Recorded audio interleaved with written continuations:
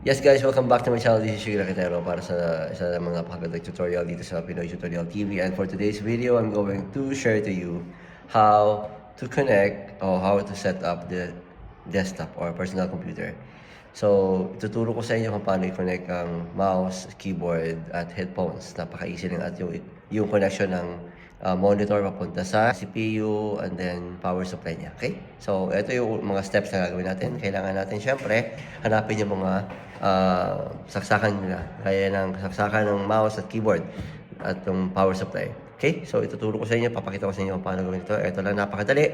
Ang gagawin nyo lang, syempre, ay huwag kalimutang tapusin ang buong video. And please don't forget to subscribe, i-share yung video pag nagustuhan nyo, no? Para naman marami tayong mga friendship na matulungan. Okay? So, ito na guys. So guys, ito yung keyboard niya, di ba? Nakita nyo naman. Tapos ito naman yung mouse guys. Nakita nyo naman yan. Connect natin yan. Ito nakikita nyo, meron ditong connection ng LAN. Ito yung sa LAN guys. Okay? Turo ko sa inyo. Ito yung sa LAN. Ito naman yung sa keyboard and mouse. Itong dalawa. And ito naman is papunta sa kanyang monitor. Okay? Then, power supply is here. Okay? Yan. So, tatanggalin ko lahat to, tapos ikukunik ko.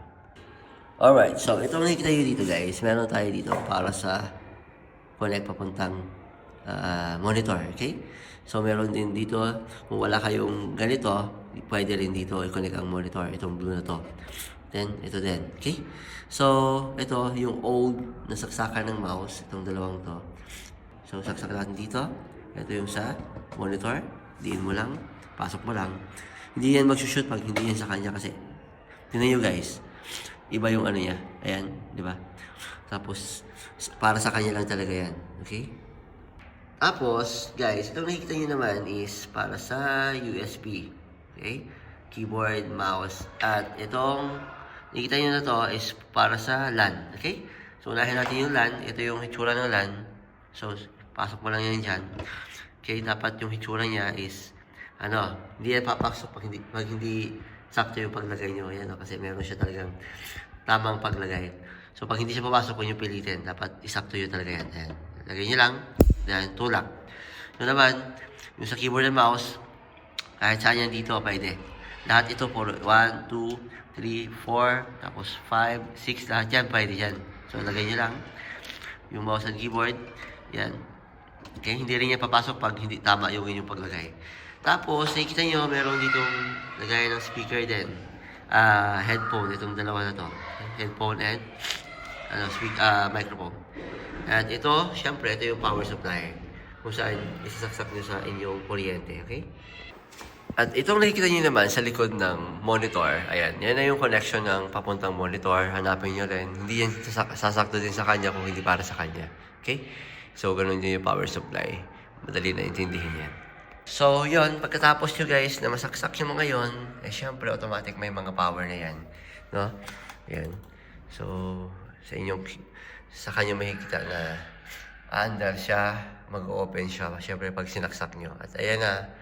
At gumagana na siya guys. No? Dito sa harapan naman, meron ding pareho lang sa likod, may mga USB port. Okay? So, nakita nyo is USB port. Yan, mayroong 3, 4. Yan, pwede rin kayong mag-add pa ng kung ano yung mga USB, flash drive, okay? At meron din dito headphones, okay?